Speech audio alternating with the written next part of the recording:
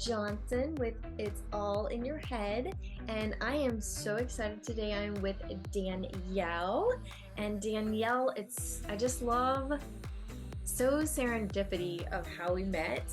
It's kind of crazy, and we're both only children, which I think we kind of find you bond with people that have kind of the same birth ranking.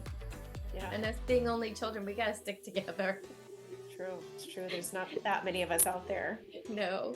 So tell us a little bit about who you are and yeah, tell us a little bit about you.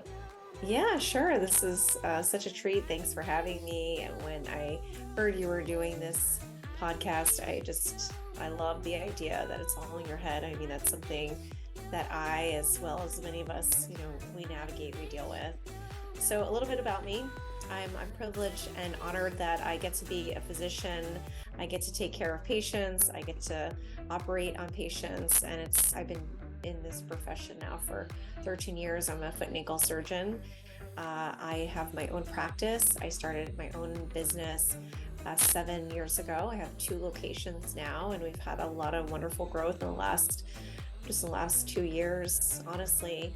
And I also fell in love with real estate. So I love real estate as well. And I started a real estate investment firm with a business partner about 2.5 years ago. And actually, I was just on a call with him. We're about to refinance our biggest deal that we've acquired so far. So really exciting. Certainly that's me professionally. Me personally, as mentioned, I'm an only child. My parents, unfortunately, have already passed, but I have great, wonderful relationships with my extended family, my aunts, my cousins. I grew up in Florida, and now I'm in the DC area. I love to be active, and I love adventure anytime I can. In fact, I'm excited. I'm going skiing again for the second time this season next weekend out west. So keep upping my skiing game. So I have to share, I think, because it's so important to the story, is how we met. We were both at a Tony Robbins event back, I believe it was probably November, down in Palm Beach, but we didn't meet at that actual Tony Robbins event. You met my business partner, Gogo Bethke, at the event. And she had chosen to not sit near anyone that she knew, because you go through a lot of stuff at these events, and sometimes it's helpful to be around, people that don't know you, and you can open up and dig through all that stuff. And so from that event, we did business mastery with Tony Robbins, and she invited you to come to her house and do this exclusive event that we had done just with our group. And so you were this physician in a room full of real estate agents, and yeah, I know, and I could not have felt more welcomed. Honestly, it was just such a treat. It was so much fun. Yeah, Everyone there was just great, and that's just the community, right? And right. so yeah, we didn't meet formally in November, but we sort of met by proxy, by way of GoGo, right? And I was joking with her how all great relationships start by meeting in the bathroom, and that's at a personal growth event. So we met in the bathroom and became fast buddies for the weekend and beyond. And just, when you share a like-mindedness with people, the bond, and you do personal growth work, and you're in an inquiry of who you are, and you're around other people who share that, it's a connection can build quickly and strongly. So because you definitely share some very if you haven't done any type of inside growth work, you go deep sometimes. Like, there are some things that you think of that you may not have even thought were there, and so yeah, it can get very quite personal. And so it's definitely a connection that I think, and I felt it with the same people that we sat next to. We still keep in touch with those people. There's just a connection that happens. And I think even with this event, even though we were doing business stuff, you still talk about personal things that, you go through that can overflow into your business world too. Absolutely. So what I'd love to know, because I know that my biggest inquiry is, like, where does mindset start? And the reason I ask that is because I think a lot of people go through their entire lives and they don't really pay attention to their thoughts that they have in their head. So just like, can you think back to a time that you really became aware of like the thinking and that shift that you started making to improve your mindset? Yeah, I think there was a time frame. I can go back as early as being even 18 years old. Yeah. Um, and I remember just looking at my past and looking at the family dynamics, the family system that I came from, and saw both my parents, really struggle personally and emotionally even. And and I'll share freely that my story is that both my parents struggled with addiction, and the end result is that unfortunately, addiction doesn't care about anyone really in its wake. And my mom committed suicide years later, and my dad unfortunately died of complication with his addiction. And I saw them struggle, and although they were just such good human beings, they really struggled. And I was in that system, and to be really candid, I was on that path. Was on that path of being my environment, letting my environment, me be a byproduct of my environment. And I'm also, as painful of a scenario as that was, and as much as I was being caught in it, I somehow was able to flip it around, call it grace, call it divine, whatever you call it, I'll take it.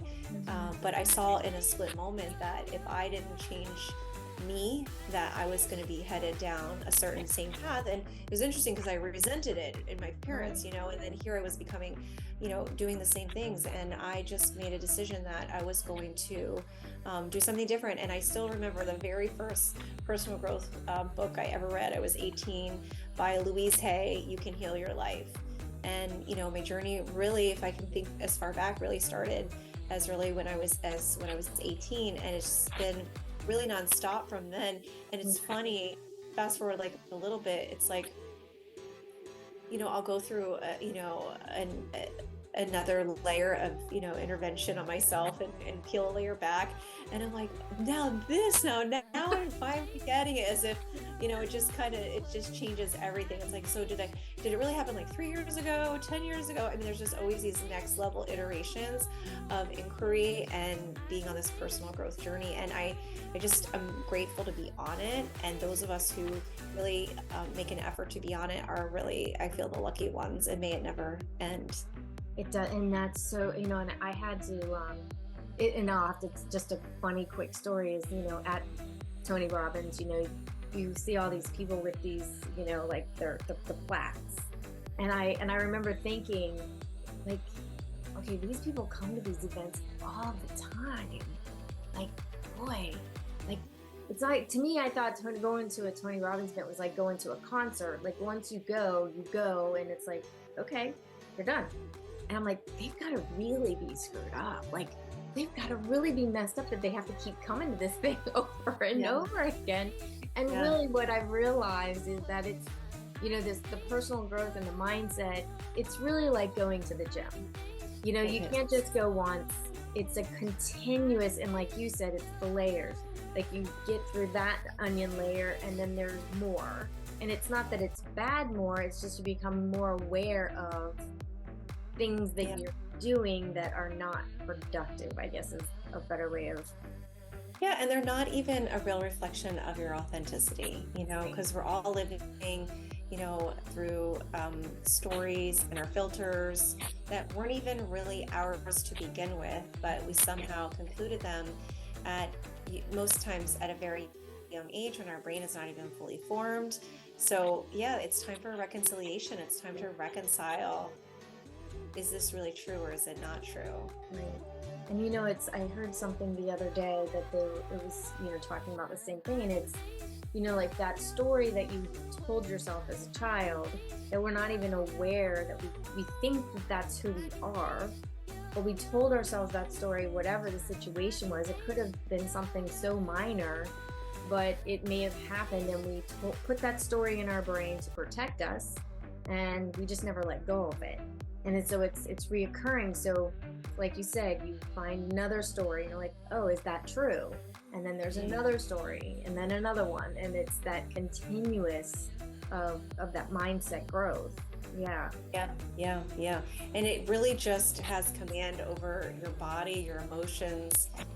This thing between your ears is really, really powerful. And I'll share something that, a little science to this that is just phenomenal. I mean, there's so much to still be discovered in the world of neuroplasticity and how our brains really work and how they have command and even energy and, quantum physics and attracting, like thoughts have energy. I just find it really phenomenal. But the studies are about maybe, give or take, about 6 to 10 million pieces of information are processed in our unconscious mind every single second. And only about 50 of those really are processed in the conscious mind. So the balance is all the unconscious mind. So, I think that really hit me just recently. It's like minding my company, minding my activities, like the people I'm around, without even realizing it, I will absorb, patterns, behaviors, attitudes, without even my awareness of it. Right. So I think being aware of that. And there's also a really interesting, some studies that were done, like one study, for example, if I can bring some science as a physician. Absolutely, because I think yeah. Yeah, so there was a person who believe, to them they had a nickel allergy. They believe their whole life they had a nickel allergy, and that showed up physiologically for them. So they were put under hypnosis, and they were told that in the back of their neck that some nickel was being rubbed on the back of their neck, and it wasn't nickel, but yet their body ended up having a full physiological reaction, allergic reaction to that, because the brain, the story, the belief was that I'm allergic to nickel, and it actually had command over physiology and cells. And I find that incredible.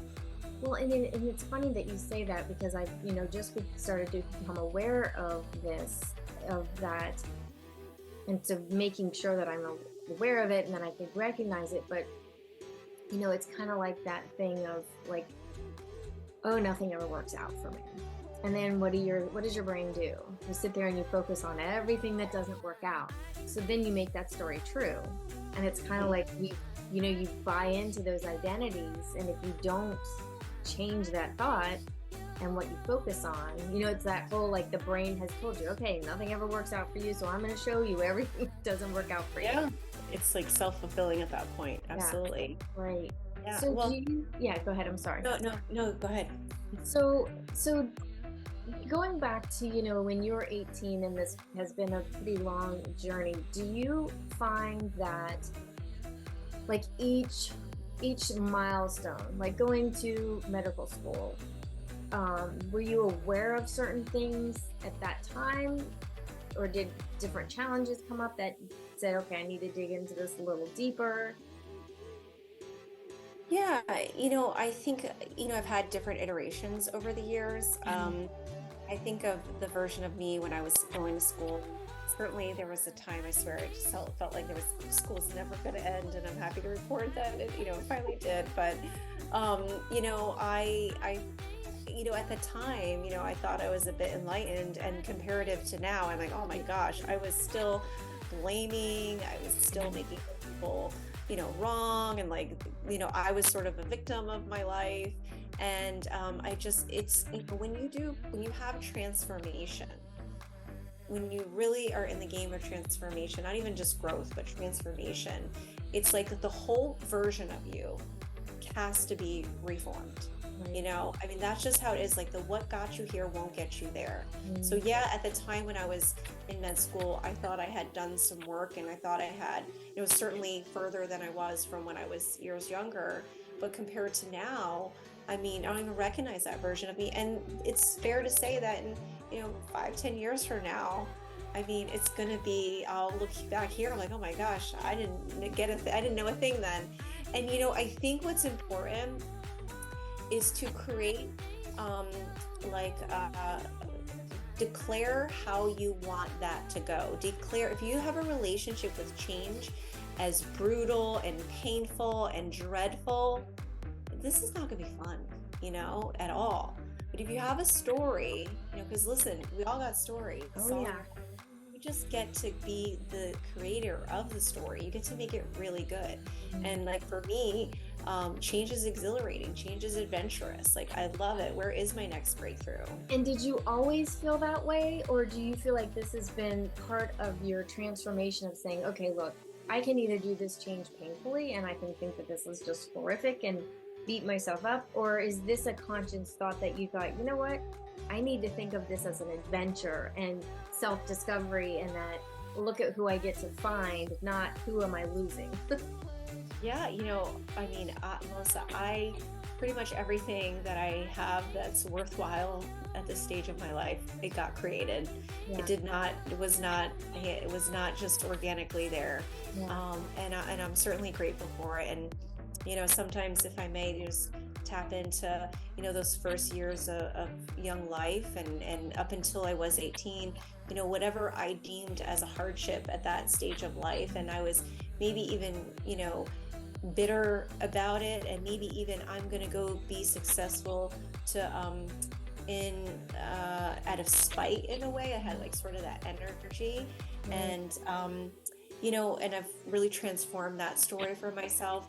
But the human that I had to be as a young person, like to have, I had tenacity, I had resiliency, I had resourcefulness, and being able to take those qualities and still have them today and celebrate them. Like I got something out of those, even some of my darkest experiences. And I believe that for anyone who's listening, some of those darkest times, the character that you have to become, the character you have to build, and like you get rewarded for that later on. You get to earn some stripes for that.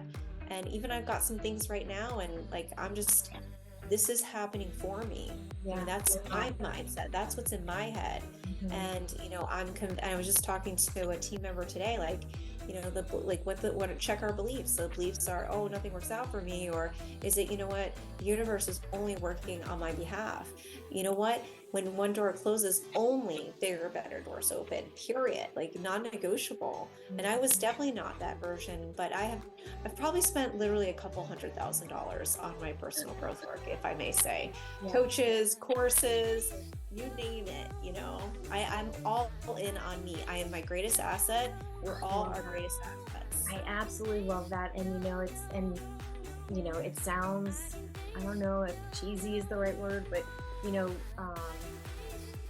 Tony Robbins was on the news, and he was saying, they were talking about, the dread of where we are right now, and, how terrible things are, and people are in a really bad place. And his point was, if you invest in yourself, it's not going to really matter what's going on around you.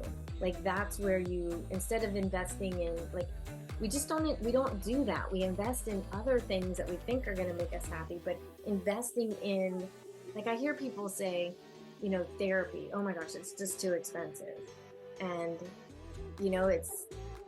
you're investing in yourself. And imagine where you would be had you not put that $200,000 plus into yourself. Like, I don't know. Yeah, Yeah. And even, as a physician, I even hear it with like getting more kind of medically about that, where people like, oh, I can't afford, the healthier foods, or I can't afford certain things to take care of my health. Well, there's obviously emotional health and mental health. Well, if you can't afford for your mental health, your emotional health, you're going to have to pay for your mental and emotional sickness. And that's just a fact. Yep. And it is true that whatever is in the mind that's unresolved in some way will manifest itself, whether it's creating toxicity in your life, in relationships, in your finances, in your body. It will seek to be healed or acknowledged in some way, so choose. Yeah. And I had a really good friend years ago. We were just new moms, and that was one of the things. It's, money's tight, and especially when you're trying to stay home and one parent is working, and we were trying to make that work. And I remember thinking the same thing. Oh my gosh, the organic food and all these things are so expensive. And she said, well, you're going to pay for it one way. You're either going to pay for it at the grocery store, or you're going to pay for it at the doctor's office. And I think mindset is kind of the same way, it may not be a bill that you'll go to as far as like health wise. I mean, I guess you're right. It does definitely can take a toll, but think of all the opportunities that you would miss or things that you may not do. Yeah. So, yeah. Yeah. It's just interesting. I'm such a student of humans. I find them so fascinating, and I just love them, and I enjoy connecting with people, and I love having really rich, interesting conversations. And I sort of have this habit, if they'll allow me, sort of, I always say, like, get under the hood of people and understand them more. And sitting across from the number of patients that I have over the years, I find that a lot of the ailments, physical ailments that they have, are somehow a byproduct of something that is from their past that they haven't resolved. Now, we just haven't done enough studies on this, but I think there's a lot of correlation between that. So it's just doing your own healing work. A lot of what contaminates our mindset is that old story that we've bought into, whole body we bought into. Yeah. And I just want to invite people to do the work. And what I have found extremely fascinating is that, especially when you start to verbalize those stories, that they're all, in some shape, form, or fashion, they may not have started out the same way, but they're all tied to almost the same things. What are some stories that you have noticed for yourself that you catch yourself? And the reason I ask this is because I feel like the more people hear that, oh my gosh, I do the same thing, that they feel like, okay, I can change this. So what stories have you noticed that you've had in the past that you've been able to notice and change? Yeah, I mean, thanks for that question. And, I really want to celebrate and acknowledge you for having this platform and asking those kinds of questions, because it's really the real, And it's vulnerable. It's very vulnerable. Nobody wants to see what's in our head, I know. Yeah, and in our heart too, right? And I want a world where we can have more of that. I think there will be significant healing on the planet when we can have an awakening that we're so much more similar than we are different. One little tangent, I heard someone talking about having diversity training in their office, and he said, I think we need more oneness training. And I love that. Don't you love that? I heard that the other day too. It's just, I was like, yes, that's what we need. We need oneness training. I love that. Yes. We must have been listening to the same thing. I think we were. So, I do. And you asked me, have you had one of those things that, and you've changed it? And I already had mine immediate. We usually have our one or two taglines, so we sort of like build a whole identity from.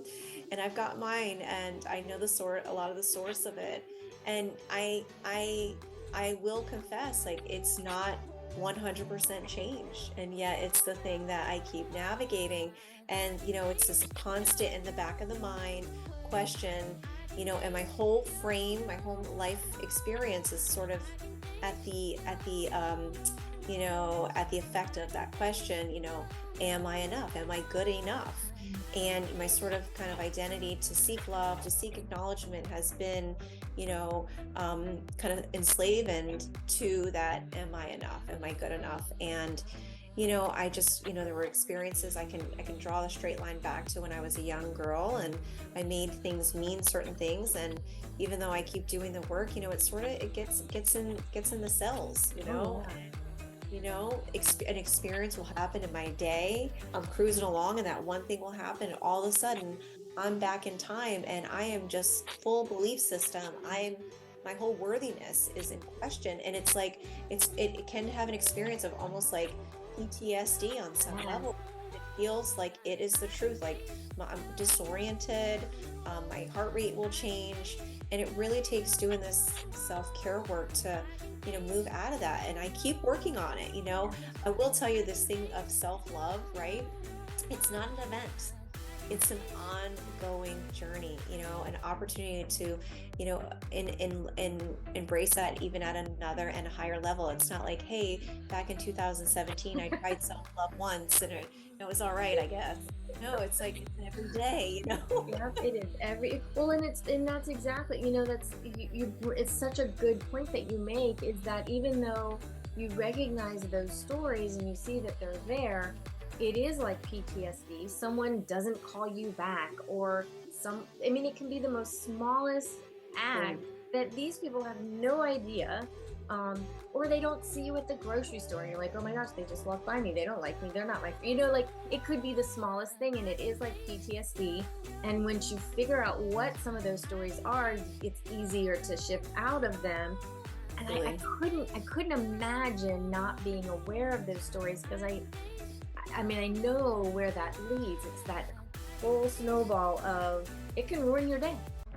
Oh yeah, yeah, yeah. Absolutely. And it's such an invisible prison, quite honestly.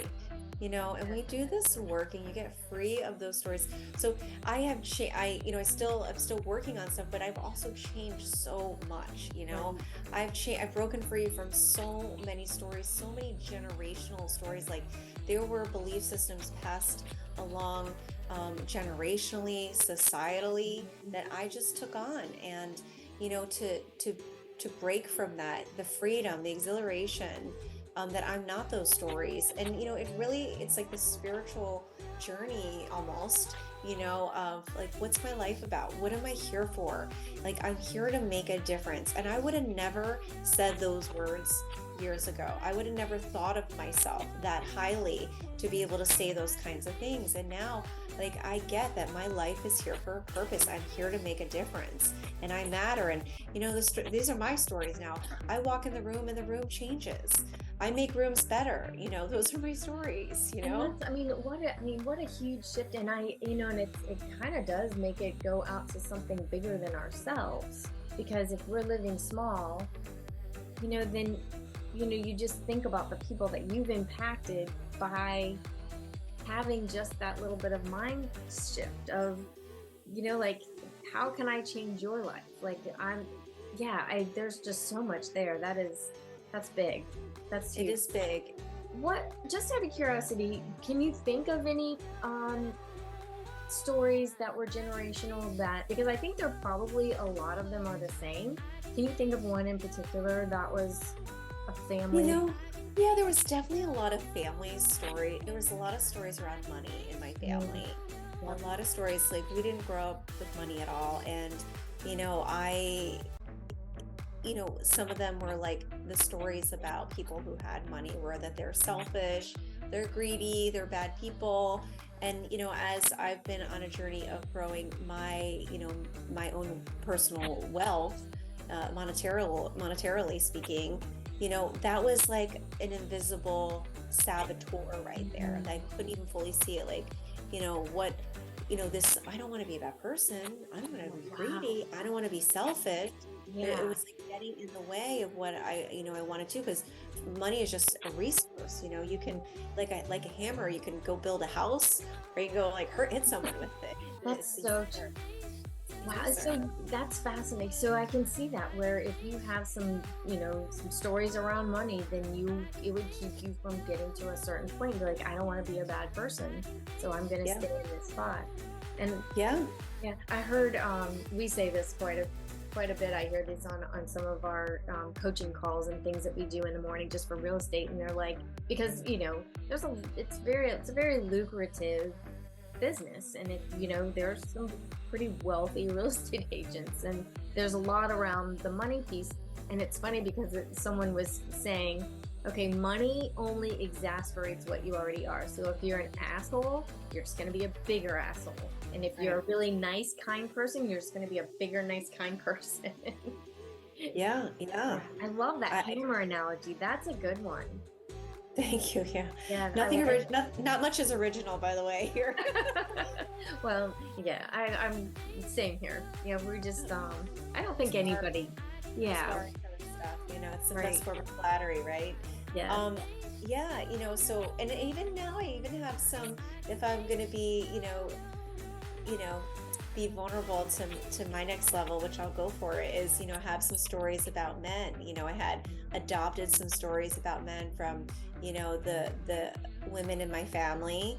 My mom was divorced, her mom was divorced, my aunts were divorced. So it was this story about men that they're unreliable and untrustworthy. And, and it's like, I want to have an amazing romantic relationship. And oh my gosh, I've got this old story that's just cooking in the bed. It's always there. It's like my left arm, it's just, Right.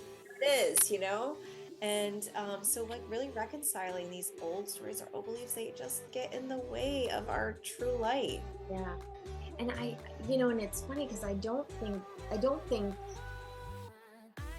a lot of people think of them as stories that hold them back. I think that, like you made a really good point, is checking out, like, is this really true? And and I think that because of that belief, we look for it. I call it the pink car syndrome.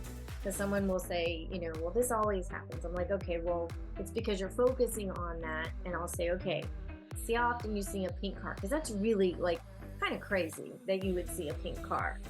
And what 9 out of 10 times you see the pink car. So it's like what you focus on. And so I think that we focus on those stories so much that we've made them true. We don't even think that they could be changed stories. Yeah, we're at the effect of the stories. And back to what I was saying about what I started with, about 6 to 10 million pieces of information being processed every second by your brain. When right before you go to sleep, or when you're in meditation or hypnosis, your brain is in what we call theta state. So things can kind of go in very easily. Well, when you are a young person, up to age 5 or 6 or so, the brain is like theta, and everything just gets absorbed in person. And then you just have all this download, and now you're you. Well, how did you get to be you? Oh, well, you were your environment. You're a product of your environment. So, doing a real inquiry to say, hey, not even is this true? Like, where does this even come from? This belief, like, who? That just was all of a sudden there. I don't even remember. It's like, when did I agree to that? It's like, I don't even remember, but it's just there. That's the truth. Like, when did I agree with that? I love that. Because it's true. We don't really think of when it was put in there. It's because it's been there for most of the time that we even remember. But you're right. When did I say that it's okay for that to be put there? Yeah.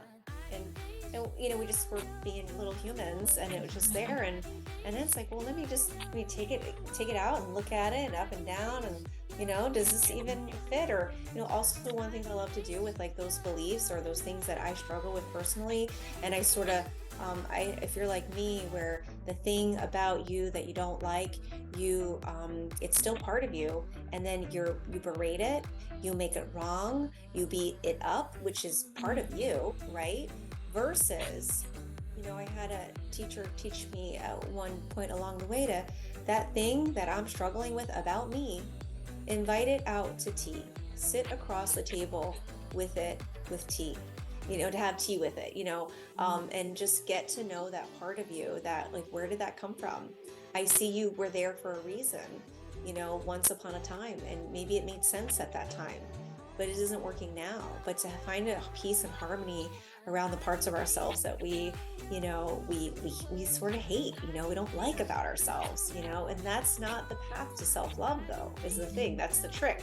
The thing that we hate and resist about ourselves, like, the only remedy and solution is a path of love and compassion, period. And that's the good and the bad parts.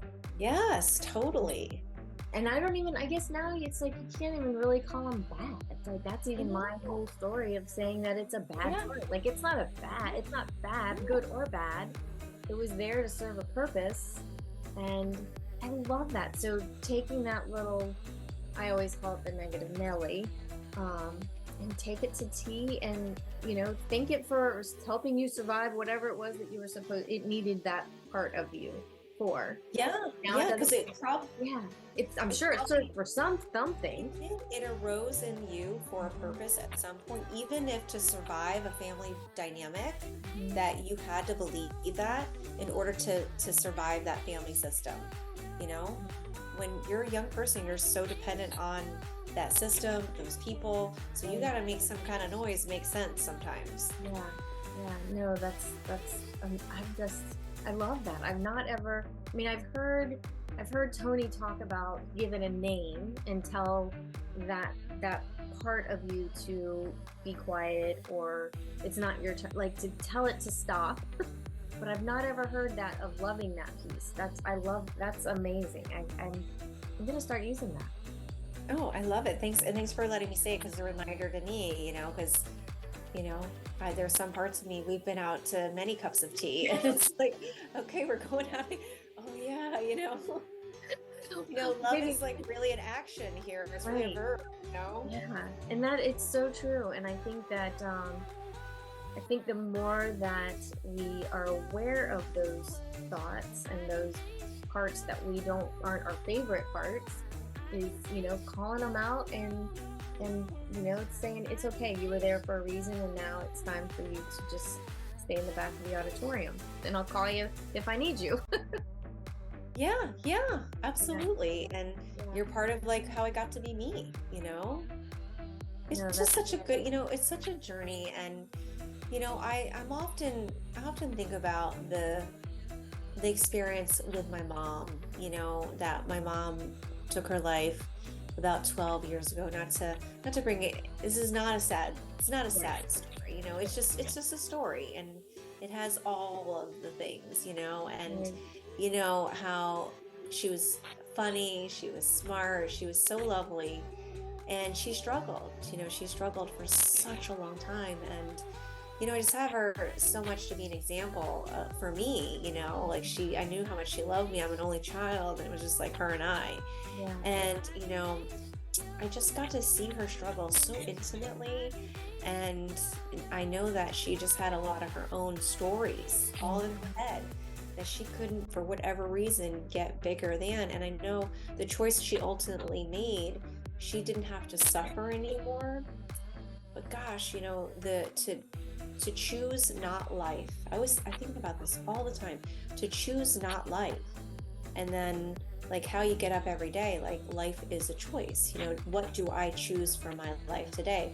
Do I choose to, take my next breath? Do I choose to believe this story, or do I choose to make a new story? Like it's literally in my that it is, and that's absolutely, and that's kind of where the name came from. And it's if we could just get out of our head, and it.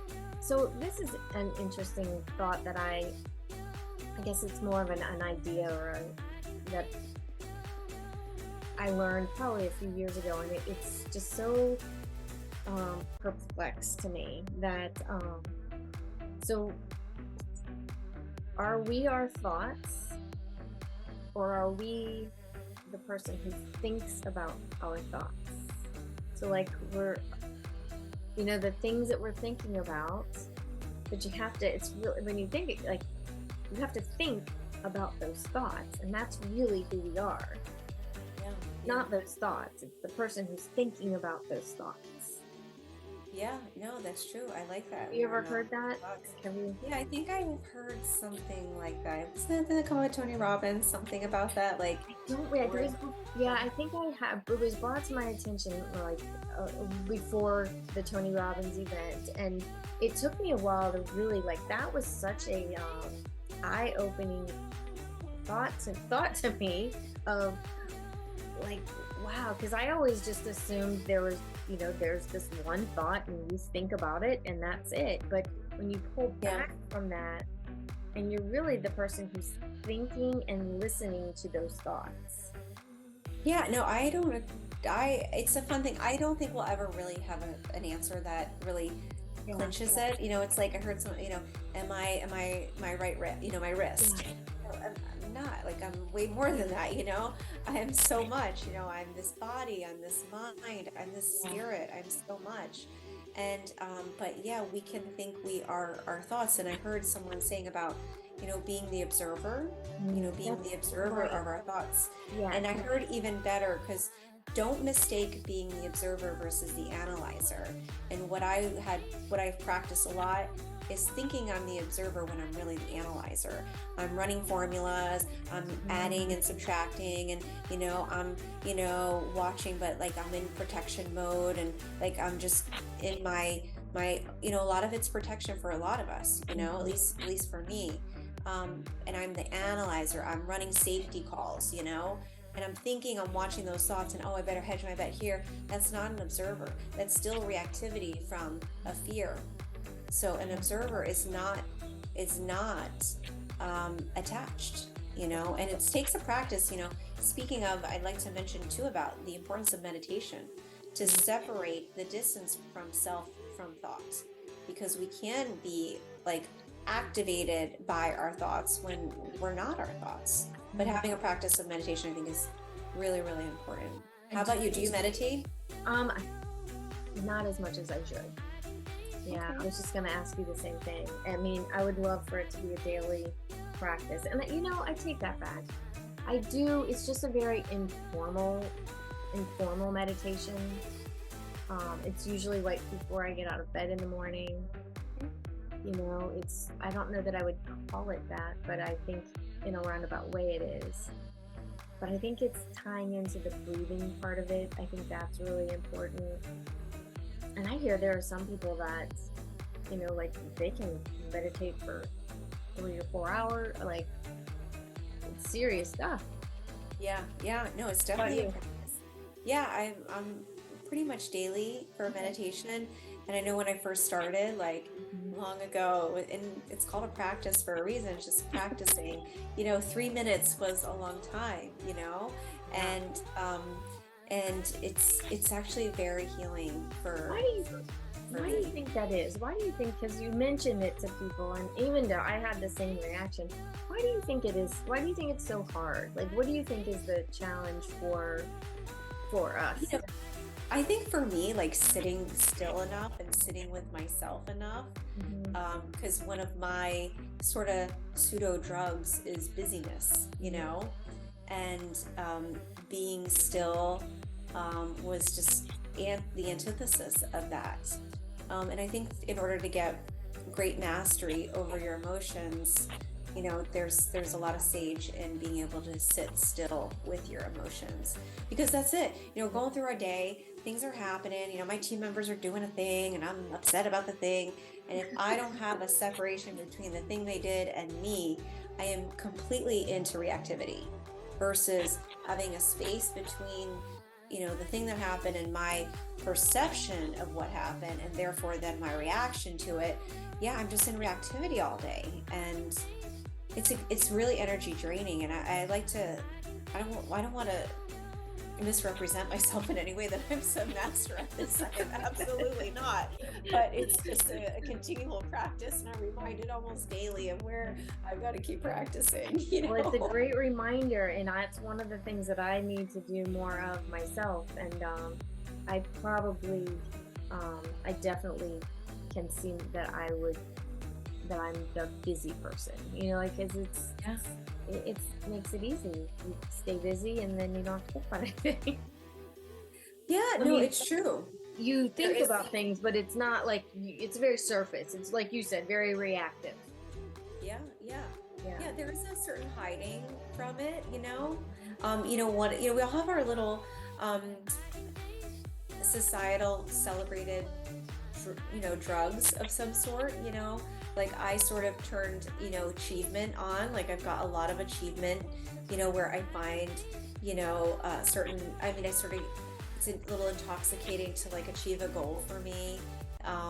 You're a triathlete, a marathon runner, like there is something in that, yes, right? There was definitely, and yes, and yeah, and I do remember I was doing my, I don't know, it was like my 4th or 5th Ironman, half Ironman, and I remember, maybe it was even earlier than that. I remember my husband saying, "Why are you doing this? Like, are you happy? Like, why are you?" And at the time, I just thought, well, of course, like, what, like, but it is. I think it's that goal setting, and there's a little bit of that achievement.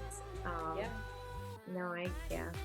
No, No, and there's nothing, hey, it's amazing to like, Olympic athletes, Oh, absolutely. it's something, the Yeah, spirit to celebrate and to acknowledge, it's just right sizing the busyness or the achievement where, my whole identity is sourced from that, and right.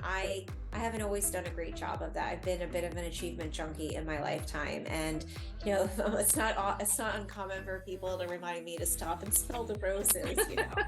But and it's so fascinating to me because I going through, like you said, having those achievement, and then when you become a little bit more aware of your mindset, you start to be able to ask yourself, okay, why am I really doing this?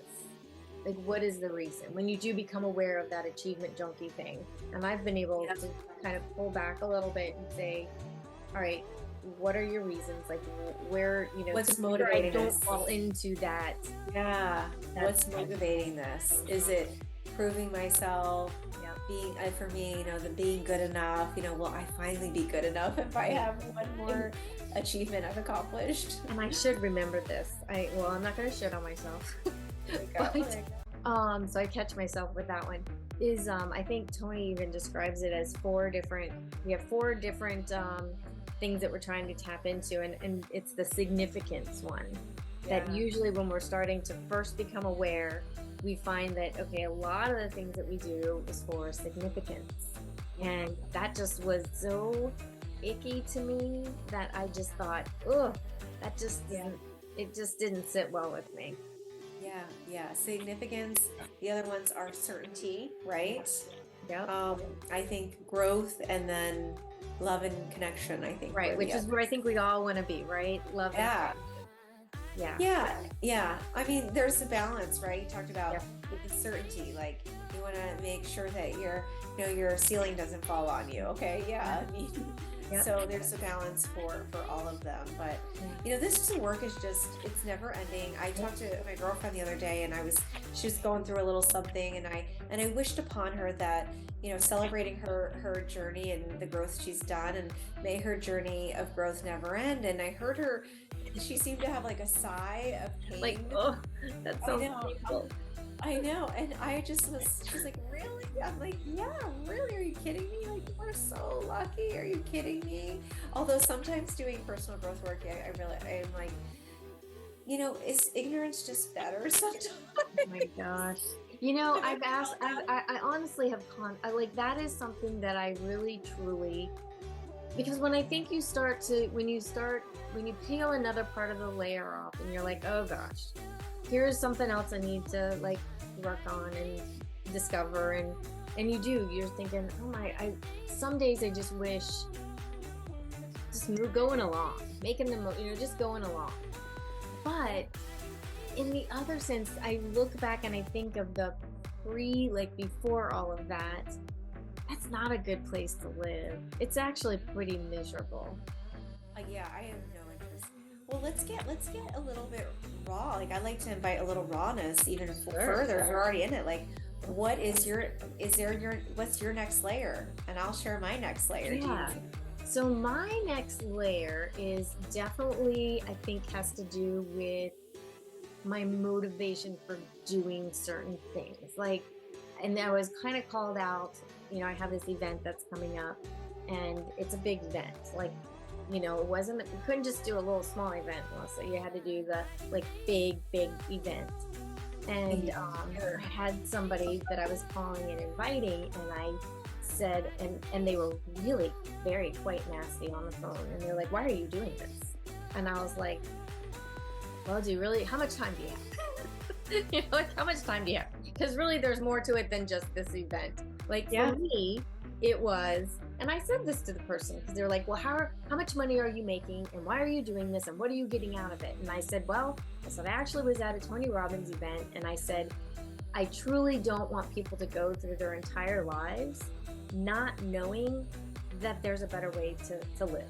Like, I want people to know that there's more to this, and that you don't have to live with those stories. And this was my big thing that I left, that I was going to do. And he apologized afterwards and said, okay, that makes sense. So my thing is I fight significant. Like I want to make sure that my motivation is not for significance and that it's actually from like love and growth. And I almost can't, when I first, because I had the event planned before I went to Tony Robbins, had it going. And I actually, when I was there and we went through that exercise, I thought, I can't do this event. Like, I can't do it, because at first my motivation, I thought, was like, I had to question myself. Are you doing this for significance? And doing a lot of deep work, I was like, I'm not. Because if, to me, if 10 people show up, it's okay. Like, it's okay, because that's not why I'm doing it. I know that it will change those 10 people. I know it will change their lives. Yeah. So, wow. yeah, So that's what I'm working on. So your next layer is really coming from love and connection versus so much significance. And there's a right place for significance, I believe. I think it's meaningful as humans to feel like your life matters, like there's something worth, like your life makes a difference. I think there's a right size and shape for significance. And I think for me, like I'm my goal, like for me is, and I think I agree, and I think I want other people to feel significant. Yeah, like there's something around esteem, to feel like you matter. People probably are dealing with more I don't matter than the opposite. It's just my speculation, but so that's mine is to like really question why I do certain things, because I know that typically I think I was trying to gain acceptance and significance. Yeah, that's amazing. I celebrate you for that, and I can't wait to hear about your event. I know it's going to be so impactful, and it's just the starting. It's just so much more for sure. Appreciate it. Yeah. So I'll share for me, like what's the next layer? There's always the next layer, and I have a lot of transition right now. I actually just stopped practicing some weeks ago, and that was a huge shift for me mentally. I've been practicing for over 12 years, and it was a decision I made a couple years ago, but it took some time to get my business aligned where I could have the doctors in place, the systems in place to support that. So I'm creating a whole new future professionally, as far as being the owner of a successful scalable medical practice, and also building a real estate investment portfolio with my business partner, and really being able to change lives by growing not only my net worth, but our investors' net worth, and being able to have them realize a certain financial potential that they never thought was possible, as far as being able to invest in things that give them great returns, and so that they could have vacations that they wanted to have, or maybe not have the same, if they're not happy in their job, they can have other income that could support them in certain ways. So like to be able to take myself to another level, like it's scary on some level, like who do I think I am, who do I think I am, and who do I think I'm not, it's so, and also being also like taking myself and believing in myself for my next level, and also really wanting to embrace this open-heartedness about myself. I sort of wound up being this human of a lot of stoicism, and I thought that was the path of achievement, and I'm getting my butt kicked a lot, to be honest with you. I really am, and I say that with a whole heart. It's not always working out well, and I've struggled, especially perhaps maybe my story is like I'm a female and in leadership, and I've been, when you think of like some of the most successful people, as CEO of a Fortune 500 company, my brain always would think of a male, and what that would look like, and I without being unconscious, I sort of matched and modeled certain mannerisms of what I thought success would be, and in the end, like it's not authentic to me, so finding this path that how can I be in the world unapologetic, not defending or explaining myself, and going for all of it, and yet doing it with grace and beauty. That is like the avatar I'm just creating that I deserve that, I'm worthy of that. So it's like just transforming all those internal stories and beliefs that I couldn't be more excited about, I honestly. love that. And that's not an easy task. I mean, I think especially when you're tied to an identity for 12 years, I mean, that's a big shift. Yeah, I'm so excited about it though. I I love really that. feel complete about it. Yeah, and I love that you said that the part of that you thought, well, who am I to be able to do this? And that yes, I am worthy of doing this. And I don't know that people tend to use those words when they're talking to themselves. I think it's the latter of, who do you think you are being able to do this? Yeah, I get it. I know it. I've been that person before. And now, it's also tied to a mission that I have, a mission that I have to make, the planet better as a result of me being here. There's a little significance there. And it's the right size significance. And it's like, yeah, who am I not to go out and do this? The universe is like needing my unique gifts and talents, just like it is yours and just like it is every other person. So it's just diffusing it, right? So true. And I'll just end this with this one, and I think that kind of tying it right back to is, I think that one of the beauties of your story, and that the things that you experienced made you to the person that you are today. And so being able to go back and appreciate those trials and tribulations and being thankful for those, because you wouldn't be here and be doing what you're doing. I receive that wholeheartedly. Thank you for that acknowledgement. Yep. And it's true. Yeah. Well, we probably could go another hour very easily. So you're gonna have to come back, and we're gonna have to dig a little even more deeper. And we can't wait to hear how this whole transition, because I'm excited to see how the scalable of your business, because this is what we really want, isn't it? We all hope and we seek to that if we are business operators, we want to be business owners, right? Yes. Isn't that what we're all, yes. That's it. And be freed up to do more impact, absolutely. Well, this has been such a treat, Melissa. You're a total rock star. You're bringing such an important message out in the world. And we're so fortunate these days to have, technology and social media the way we do that. This insight can be shared, and it needs to be shared. So thanks for getting out there and sharing this. Thank you for being so open and sharing your story. We're going to have to definitely do this again, Dannielle. And yes, let's definitely plan for another one. Absolutely. Have a great one. Thank you. Thank you. Go out there and do you. If they like it, cool. If they don't, cool. And that is part of my hustle mindset. Yeah. Is I got over the fact of really trying to impress everybody, because people are going to take me for who I am. Yeah.